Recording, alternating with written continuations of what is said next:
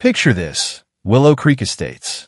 The kind of suburban paradise realtors plaster on billboards with perfectly trimmed hedges, identical beige houses, and that fake sense of community where everyone waves but nobody actually talks. On the surface, it looked peaceful, the American dream wrapped in white picket fences. But scratch that glossy paint, and you'd find the iron grip of the Homeowners Association. A bureaucratic beast run by the undisputed queen of petty dictatorships, Diana Hawthorne. Everyone called her the HOA Karen behind her back, though never to her pearl-clutched face. She patrolled the streets in her golf cart like a sheriff in a bad western, clipboard in hand, ready to slap $500 fines for grass 1 millimeter too long or a garden gnome that didn't match the approved aesthetic palette. Her voice was always sugar-sweet on the surface, dripping with fake concern for community standards. But underneath, it was pure venom for anyone who dared question her throne. Her son, Carter Hawthorne, the vice president and self-proclaimed visionary of the board, was the flashy sidekick who loved the spotlight. Tall, loud, and always in designer polo shirts, even at board meetings. Carter pushed every reckless scheme that came to mind. 4 or 5 years the two of them had turned the HOA into their personal kingdom, raising fees, adding ridiculous rules about holiday lights, basketball hoops, and even the exact shade of mulch you were allowed to use. And me, Riley Vance, the quiet graphic designer who lived alone in a modest bungalow on Maple Lane. To them, I was the invisible resident, the artistic nobody who showed up to meetings, sat in the back row, and never made a fuss. They thought I was harmless, a sentimental leftover from when my late father had founded the entire community decades ago. They had no clue he'd seen their greed coming from a mile away. My father had been a brilliant, cautious man who built Willow Creek from empty land into this gated enclave. On his deathbed, he'd pull me close and whisper the real plan. He left the flashy public roles to people like Diana and Carter. But the silent 51% controlling interest in the HOA corporation itself, that went to me.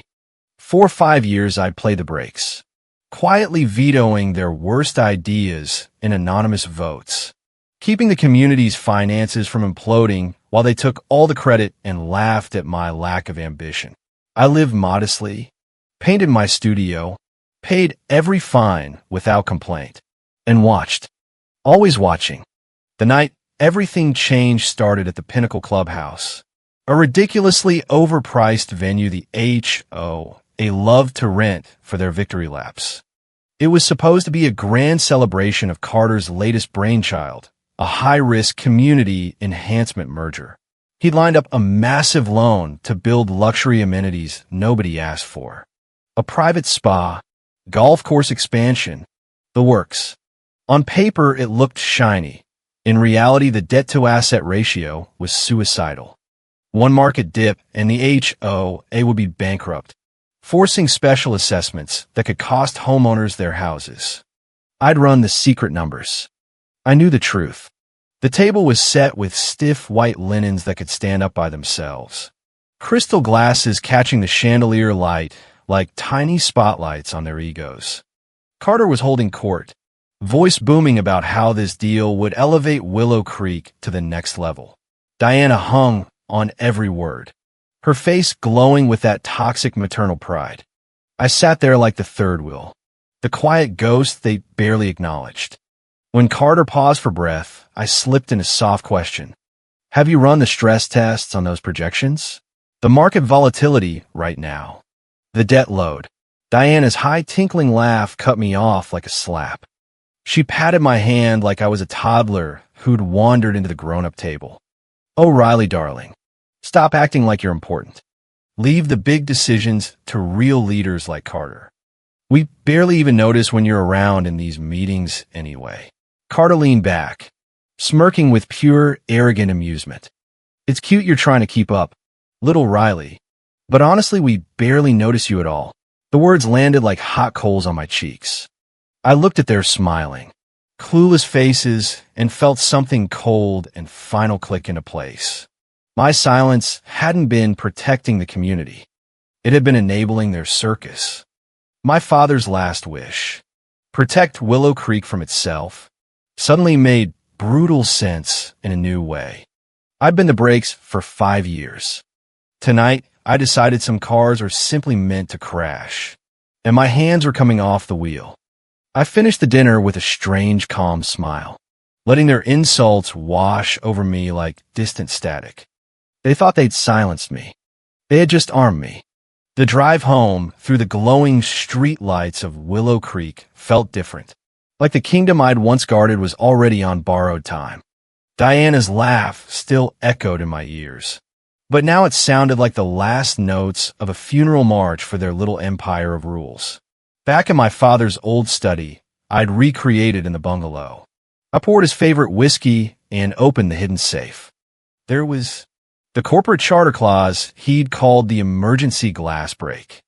As the silent majority shareholder, I had unilateral power to accept any standing buyout offer from a pre-approved list of stable developers. If, in my sole judgment, the HOA faced existential threat from gross mismanagement.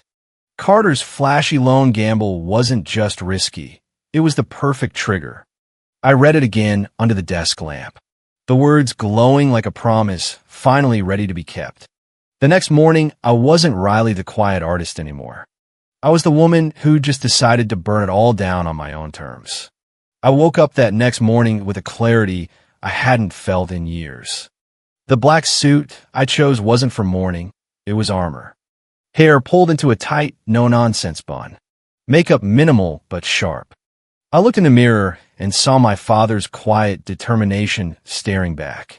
At exactly 9 a.m., I made the call to the offices of Hawthorne Developments. No relation to Diana and Carter.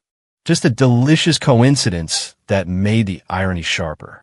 This is Riley Vance, majority shareholder of the Willow Creek HOA Corporation. I am formally invoking the Emergency Mismanagement Clause and accepting your long-standing buyout offer for all common assets and governing rights effective immediately. The stunned silence on the other end was almost audible. The assistant stammered something about interrupting a meeting. I cut in cool and steady.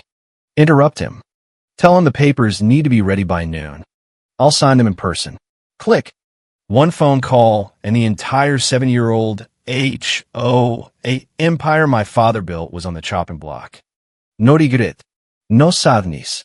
Only the deep satisfaction of finally honoring the real meaning of his last words.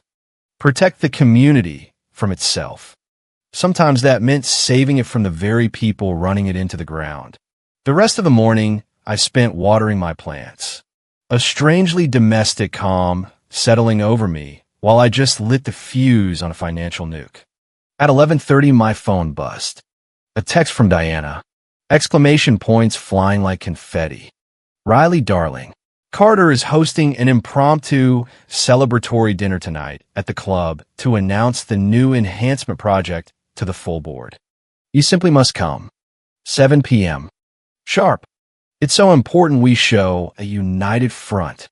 I stared at the message, at her casual, arrogant assumption that my only role was to sit there smiling like a prop. A slow, dangerous smile spread across my face. A celebratory dinner? Perfect. They had just gift-wrapped an audience for the moment I ended their reign. I texted back, of course, Diana. Wouldn't miss it for the world. I'd planned on a quiet signing. But now I had a stage. They were about to toast a glorious future that no longer existed. I spent the afternoon at the developer's sleek glass office 40 floors above the city. Mr. Hawthorne himself sat across from me, his legal sharks eyeing me with a mix of pity and curiosity. They thought I was some emotional resident making a rash decision.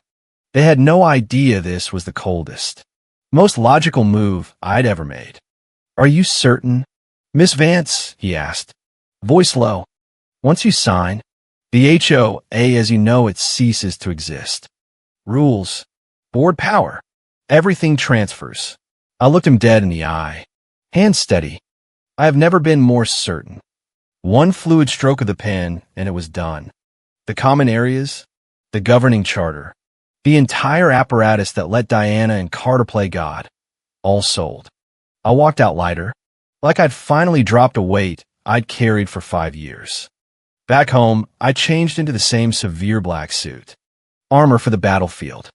When I arrived at the Pinnacle Clubhouse that evening, the air was thick with expensive wine and smug self-congratulation. The entire board was there, old money men who'd enabled Diana's rule for years. At the head of the table sat Diana and Carter, basking in their fake glory. I was the last to arrive. Diana trilled, "Riley, darling, you made it. Come sit." We were just about to toast Carter's brilliant new project. I took my seat like the quiet ghost they expected. For the next hour, I listened. Carter boomed on about market dominance and inevitable success. Diana fawned, calling him a visionary just like his father, but bolder. The board nodded like trained seals. The irony burned deliciously in my chest. They were celebrating a future already dead. Finally, the formal toast began. The chairman gave a rambling speech praising Carter's genius. Then Carter stood, glass raised, eyes sweeping the room like a conquering hero. He thanked the board, thanked his mother, then landed on me with that familiar pitying smirk. And of course, I'd like to thank my little sister Riley for her quiet support from the sidelines. It just goes to show you don't need a head for business to be part of a successful family. The insult landed perfectly, public and dismissive. It was my cue. As applause died, I picked up my untouched champagne flute and rose slowly. A confused silence fell. All eyes turned. They expected a mumble sentimental speech. I smiled that cold, slow smile. "Thank you, Carter. I'd like to propose a toast as well." I looked around at their bored, expectant faces. "And I promise this will only take 3 sentences." The room hung in irritated silence.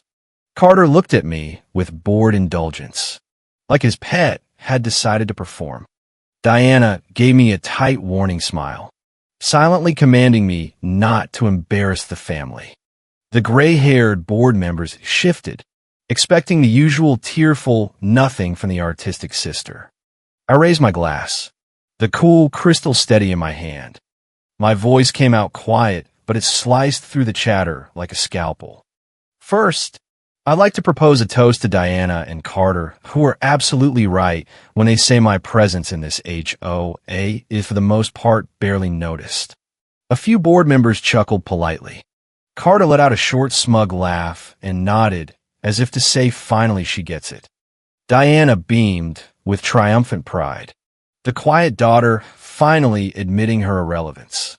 I let their smug amusement linger in the air like expensive cologne, savoring every second. Then I took a deliberate sip of champagne before continuing, my voice dropping lower, each word a weighted stone. "I'm sure then that you also barely noticed when I attended the board meeting yesterday afternoon, and in my capacity as the silent 51% majority shareholder of this community's HOA corporation, approved the complete and total sale of all our assets and governing rights to Hawthorne Developments effective this morning." The silence that followed wasn't silence. It was a vacuum. The air sucked out of the room in one collective gasp. I watched their faces transform in real time like a slow-motion car crash. Polite smiles on the board members vanished into slack-jawed shock. Diana's triumphant beam shattered into a mask of pure white horror, her perfectly applied makeup cracking like cheap porcelain. Carter's color drained so fast it looked like someone pulled a plug at his neck. His mouth opened and closed in fish-like gasps while the words majority shareholder and sale ricocheted inside his skull, demolishing every arrogant plan he'd ever made. They were statues of their own ruin, frozen in the wreckage of a reality that had just ceased to exist in the space of one sentence. While they were still suspended in that beautiful, terrible void, I delivered the final blow. And finally, I said, My voice the only sound in the dead quiet room as I raised my glass one last time. To my two shell-shocked relatives, this will be my final announcement as the person who has been secretly and silently funding your extravagant and deeply dysfunctional HOA lifestyles for the past 5 years. Cheers!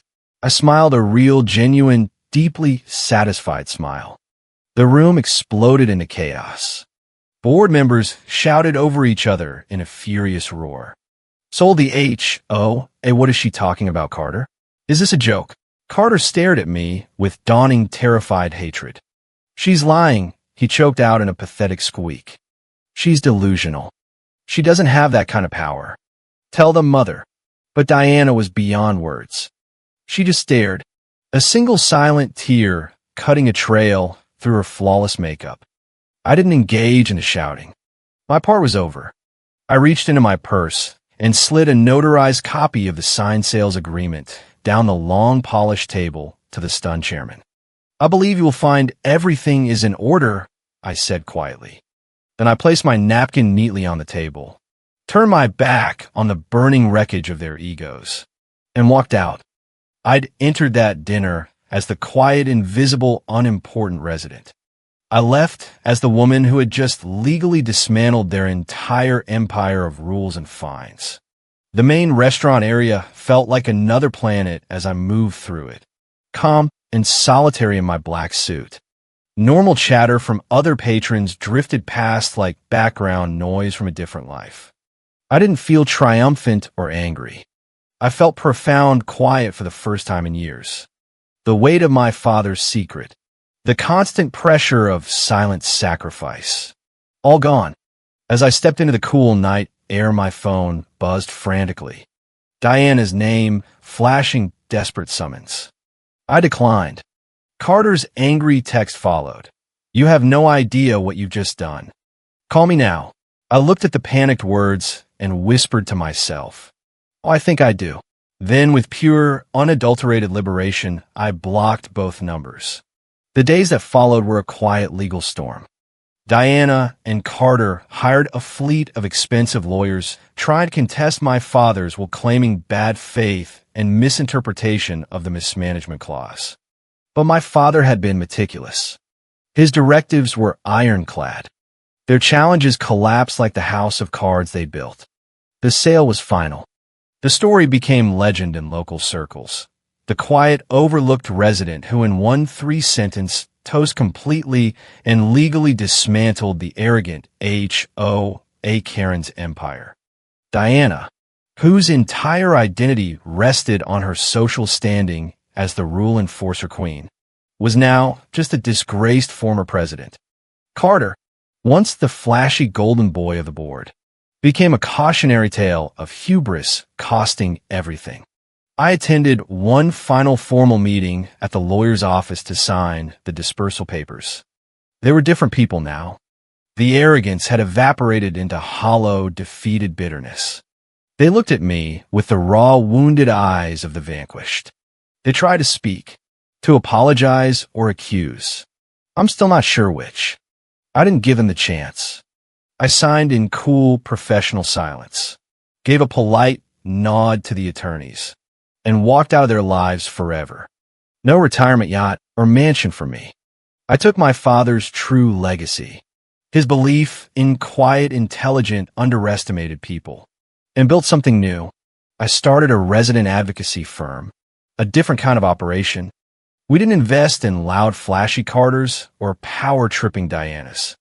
We helped the quiet, overlooked homeowners across the country fight absurd HOA overreach, form resident-led associations with sane rules, and protect communities from internal mismanagement.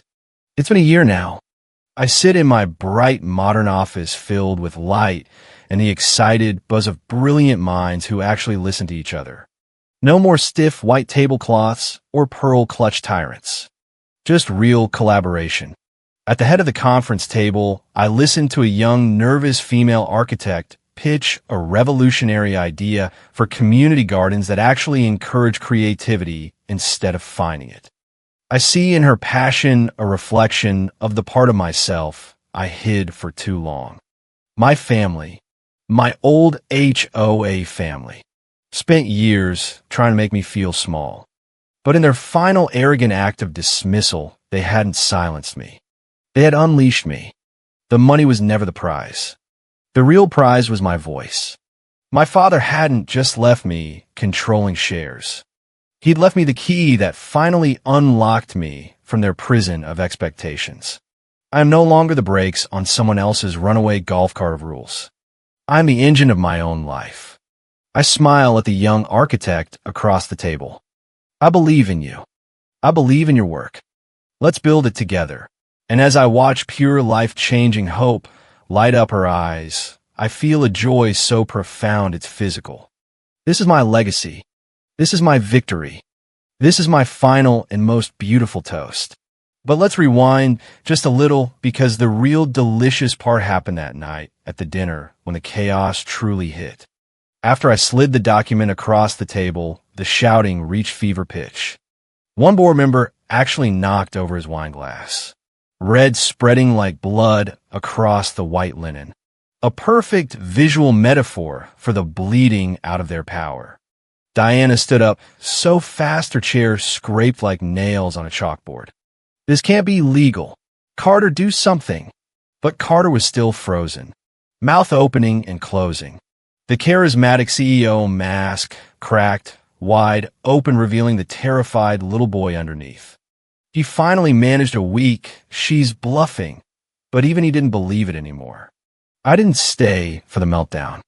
I simply walked out into the cool night. The same woman who had endured years of fines for unapproved window boxes and excessive holiday lights. Now those rules were null and void. The developer planned to convert the common areas into resident-owned spaces with zero petty enforcement. No more $500 citations for a single dandelion. No more Diana patrolling like a dictator in golf cart form. The entire HOA Karen empire had been sold out from under her in the time it took to deliver 3 sentences. The next morning, the news rippled through Willow Creek like wildfire. Residents who had lived in quiet fear of the clipboard queen suddenly gathered in driveways laughing in disbelief. One neighbor who'd been fined for a basketball hoop that disrupted the aesthetic actually cried happy tears when he heard the rules were gone. Social media in the local groups exploded with memes of Diana's shocked face photoshopped onto classic Karen templates. The satire wrote itself. People started calling it the Great HOA Toast Takedown. And me? I became the quiet legend, the resident who waited patiently, observed every absurd rule, and then struck with surgical precision. Diana tried one last desperate move. She showed up at my door a week later, pearls still in place, but eyes hollow. "Riley, we can work this out. Families should stick together." I looked at her standing there on my porch, the woman who had laughed at me for years, and simply said, "You taught me that family is whoever holds the power. Now I hold it. Goodbye, Diana." I closed the door gently but firmly. No more enabling. No more silence. Carter fared even worse. Stripped of his vice president title and the flashy lifestyle the HOA fees had funded, he tried to spin the story in local business circles as a hostile takeover by an emotional sister. Nobody bought it. The tale of the quiet resident's 3-sentence toast that legally sold the entire HOA empire became the cautionary legend whispered at every suburban barbecue. People started checking their own HOA charters, wondering who really held the silent majority shares in their communities. My advocacy firm took off because of it. Homeowners from across the country reached out wanting the same quiet power I'd wielded. One particularly satisfying call came from a woman in the next county whose HOA Karen had fined her for planting native wildflowers instead of approved sod. She'd heard my story and wanted help. I walked her through the same clause hunting process my father had left me. Within months, her board was forced into negotiations, and the ridiculous rules started crumbling. Each victory felt like another toast to the underestimated. The real lesson wasn't about revenge, though the revenge was deliciously sweet. It was about patience, observation, and the power that hides in plain sight when everyone assumes you're invisible. Back in Willow Creek, the transformation was almost poetic. The golf cart patrol stopped. Residents painted their houses whatever colors they wanted. Kids played basketball without fear of citations. Garden gnomes of every shape and size popped up like a rebellion of cheerful little statues. Diana tried to maintain some social relevance by starting a community standards advisory group, but nobody showed up. She became the ghost now. The former queen reduced to waving awkwardly at neighbors who no longer feared her clipboard. I still live in the same modest bungalow, but now my studio is filled with new paintings inspired by the whole saga. One canvas shows a glowing champagne glass raised against a backdrop of crumbling rulebooks. I titled it 3 Sentences. Every time I look at it, I smile. Not with bitterness, but with the deep satisfaction of someone who finally spoke up after years of being told to stay quiet. So here we are at the end of this story. The quiet resident who endured the mockery, the fines, the dismissive laughs, and then calmly, intelligently, and patiently dismantled the entire tyrannical machine with nothing but 3 sentences and the truth. Diana and Carter learned the hard way that underestimating the silent ones is the fastest way to lose everything. The community learned that real power isn't loud or flashy. It's patient. It observes. And when the moment comes, it strikes with precision that leaves empires in ruins and residents finally free. If you're watching from your own HOA control neighborhood right now, maybe take a second look at those bylaws. You never know who's holding the silent majority shares. And if you've ever been fined for something ridiculous like too many holiday lights or an unapproved flower bed, drop your city in the comments. Let me know you're out there cheering for the next quiet resident who decides enough is enough. Because the next 3-sentence toast might be coming to a driveway near you. An absolutely powerful story of a quiet resident finding her voice and changing the HOA game forever. What do you think of Riley's 3-sentence toast? Let us know your thoughts in the comments below. If you were cheering for her ultimate victory, please smash that like button and subscribe for more incredible stories of satisfying HOA karma. Don't forget the notification bell so you never miss an upload. Thanks for watching, and we'll see you in the next one.